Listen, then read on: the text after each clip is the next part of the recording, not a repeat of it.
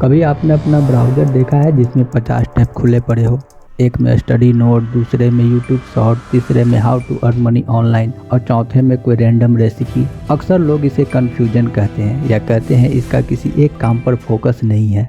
लेकिन कुछ लोग ऐसे ही जीते हैं। उनके दिमाग में एक साथ 10 जिंदगियां चल रही होती है। बाहर से वे शांत दिखते हैं लेकिन अंदर एक तूफान मचा होता है। उनके अंदर एक भूख होती है सब कुछ जान लेने की, सब कुछ सीख लेने की। ये कोई कन्फ्यूजन नहीं है, ये एक तरह का डर होता है। उन्हें लगता है कहीं एक चीज चुन ली तो बाकी सब पीछे छूट जाएगा। एक लड़की जो अपने रूम में बैठी हो, जिसके सामने लैपटॉप खुला हो, साइड में 2 किताबें रखी हो, ईयरफोन में पॉडकास्ट सुन रही हो और नोटबुक में स्केच बना रही हो, यह मल्टीटास्किंग नहीं लगती, बल्कि ऐसा लगता है जैसे उसका दिमाग एक ब्राउजर है जिसमें दर्जनों टैब खुले हैं। वह उसमें कंफर्टेबल है क्योंकि उसने किसी और तरह के कैओस में रहना सीखा है। जब घर की उम्मीदें आपसे बहुत ज़्यादा होती है या फिर बिल्कुल नहीं, तो उसे लगता है कि वह एनफ नहीं है, उसे और कुछ करना चाहिए। और फिर वह ट्राई करता है, पेंटिंग में, स्पोर्ट में, स्टडीज में, म्यूजिक में, हर जगह। कहीं ना कहीं वह उस वैल्यू को ढूंढता है जो उसे महसूस हो सके। धीरे धीरे यह एक पैटर्न बन जाता है। इंटरेस्ट बदलते रहते हैं लेकिन वह फीलिंग वहीं रहती है।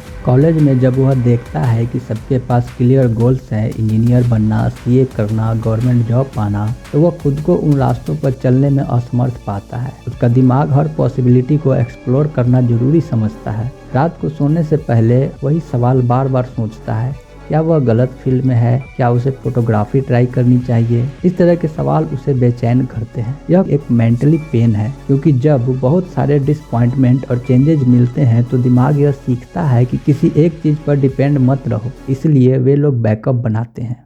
क्या आपने कभी ऐसे इंसान से बात की है जो हर टॉपिक पर बात कर सकता है? फिलॉसफी से लेकर मीम्स तक, क्लासिक लिटरेचर से लेकर लेटेस्ट टेक तक। लोग सोचते हैं यह सिर्फ दिखावा कर रहा है, लेकिन असल में वह इन सब में गहरी दिलचस्पी रखता है क्योंकि बचपन से उसे लगता था कि वह इंटरेस्टिंग पर्सन नहीं है, वह लोगों के साथ घुल मिल नहीं सकता। इसलिए वह खुद को इंटरेस्टिंग बनाने की कोशिश करता है। वह हर चीज सीखता है, हर टॉपिक एक्सप्लोर करता है। फिर भी इन सब के बावजूद एक दिन वह पाता है कि वह अभी भी अकेला है। इन लोगों का ह्यूमर थोड़ा अलग होता है। वे अपने अधूरे प्रोजेक्ट पर हंसते हैं लेकिन उसमें हल्की सी उदासी छुपी होती है। उनकी एम्पैथी गहरी होती है क्योंकि वह बिगिनर होने का दर्द जानते हैं। उन्होंने इतनी बार जीरो से शुरू किया है कि उन्हें फेलियर से डर नहीं लगता, बस रिग्रेट से डरते हैं। वे किसी भी स्ट्रेंजर से बात कर सकते हैं क्योंकि उन्हें हर चीज़ के बारे में थोड़ा बहुत पता होता है। वे कनेक्टर्स होते हैं लेकिन खुद को हमेशा आउटसाइडर जैसा महसूस करते हैं। इनकी अवेयरनेस लेवल काफ़ी हाई होती है। वे जल्दी से पैटर्न पकड़ लेते हैं, जैसे गिरते हुए पत्ते में समय का प्रवाह या किसी क्षणिक खामोशी में जीवन की पूरी बेचैनी।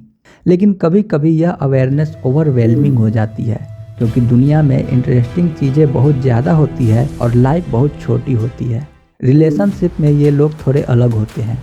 वे डीपली केयर करते हैं लेकिन साथ ही थोड़ा डिस्टेंस भी मेंटेन रखते हैं क्योंकि उन्होंने सीखा है कि लोग बदल जाते हैं अक्सर जैसे ही आपकी सिचुएशन बदलती है। तो वह अपने अंदर एक प्राइवेट स्पेस बनाए रखते हैं।